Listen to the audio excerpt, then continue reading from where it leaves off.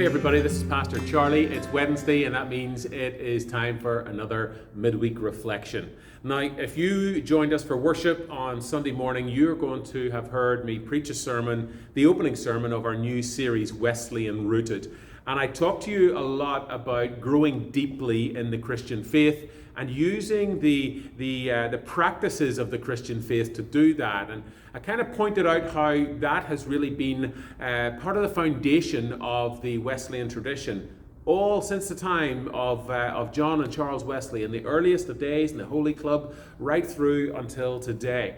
Now, at the end of that sermon, I posed a couple of questions, just asking you how your spiritual habits and practices are going. Asking if there were some practices that you'd maybe left behind along the way. Maybe you'd had enough of them, or you weren't seeing enough progress in your life, and you just thought, I can do fine without this. Listen, all of those are very innocent thoughts, and they're probably thoughts and experiences that I would tell you I've had many times in the last couple of decades of this faith journey that I've been on. But I'll also testify to this. The times when my faith journey is strongest, most vibrant, most alive, is when I am engaging well in those spiritual habits and practices of the faith. So I am talking about reading my Bible. I'm talking about engaging in a healthy prayer life. I'm talking about being part of a small group where good, holy conversation can take place. I'm talking about gathering for worship on a regular basis. I'm talking about rolling up my sleeves and being part of a team that serves those who need it most in the community. Those means of grace, as the Wesleys called them and referred to them, they really help us connect with God. And when they're alive in my life, I find myself most deeply and passionately connected to God and the work of God's Spirit. So, I asked the question, how are your spiritual practices going? Have you left some of them behind? And maybe your answers were not very well, and yes, I have. And if that's the case, I want to offer you some helps.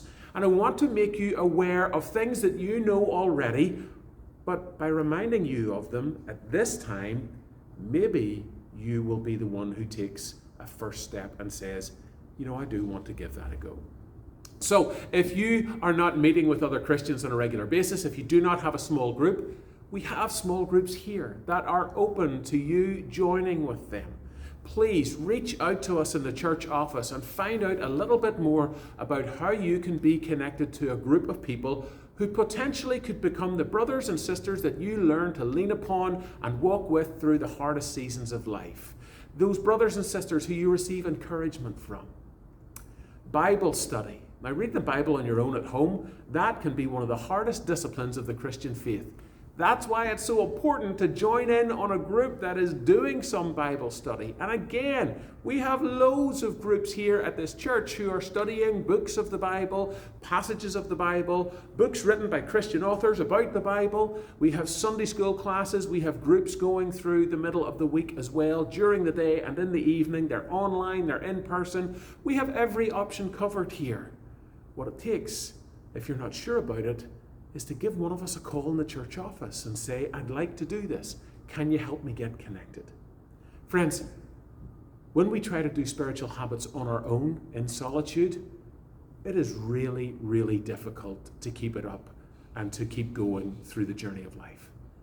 But when we do that together with others, that's where we find the encouragement and the impetus to keep on meeting, to keep on gathering, to keep on encouraging, and to keep on keeping on in the Christian faith. That's why the Wesleyan movement took off. It took ordinary people like you and me, put us into groups together and said, let's see what life the Holy Spirit can breathe into us collectively. Let's see what difference we can make in the world as the Holy Spirit does that. So, if you heard our opening sermon about growing deeply and you were left going, I want to grow deeply, but I don't know what to do next, pick up the phone this week, send me an email, send me a text message if you have my cell number, let me know, and we are going to get you connected. I hope you will, and I hope that you will begin to experience that full and vibrant and alive faith that we are talking about. God bless you.